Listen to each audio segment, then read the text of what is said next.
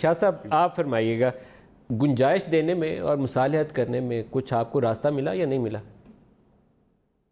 देखिए, मैं आपको अर्ज करूं कि सेनेटर शिबली फराज बड़े बाप के बेटे हैं और हमें बहुत काबिल इज्जत व एहतराम है। लेकिन अभी मैं इनकी बातें सुन रहा था, बड़े ये दे रहे हैं, लेक्चर दे रहे हैं सारी चीजों के।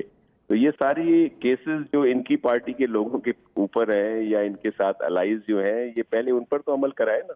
क्या वो भले लोग हैं? सारे नहीं, ये कोई आर्गुमेंट बने तो नहीं हुए है। हैं। चोर डाकू अपोजिशन वाले हैं, भूल गए हैं आप? प्राइम मिनिस्टर ऑफ पाकिस्तान का बयान आपको दोबारा सुनाना पड़ेगा। सारा कुछ है, सब कुछ है, लेकिन जाहिर है प्राइम मिनिस्टर उसमें नहीं कह रहा ना कि ये गिरफ्तारी होगी। अगर प्राइम मिनिस्टर कहता तो वो भी गिरफ्तार होते। प्राइम मिनिस्टर तो आसिफ साहब के लिए कह रहा है, तो इसलिए हम कह रहे हैं कि इस गिरफ्तारी के पीछे न्याजी है। और ये जो भी अगर इनको साफ रखना है सिलसिला, तो पहले अपनों को तो गिरफ्तार करें ना। ये जो इनके अपने जो अभी चेयरमैन नैब साहब ने कितने नाम लिए, आप बताएं, इनकी गवर्नमेंट में जो बैठे हुए थे, जिनके बाद उनका सवाल शुरू हो गया, उनके खिलाफ कैसेट्स आ गई, उनके घर से फाइलें चोरी हो गई।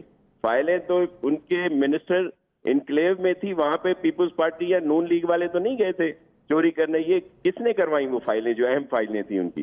दूसरी बात आपने की, उनका शहबाज शरीफ साहब का आपने दिखाया जो वो कह रहे थे, तो हम तो कहते रहे सर, इस कुछ अर्सा पहले अगर आप निकाल लें अपनी प्रोग्राम, तो उसमें ये भी सारे इसी तरह बातें किया करते थे PMLN वाले, और फिर अभी ये कर रहे हैं, और कुछ अरसे के बाद ये शिबली साहब वाले भी इसी तरह की बातें करेंगे। और एक शेर है ना कि जो हम पे गुजरे थे रंज सारे, जो खुद पे गुजरे तो लोग समझे।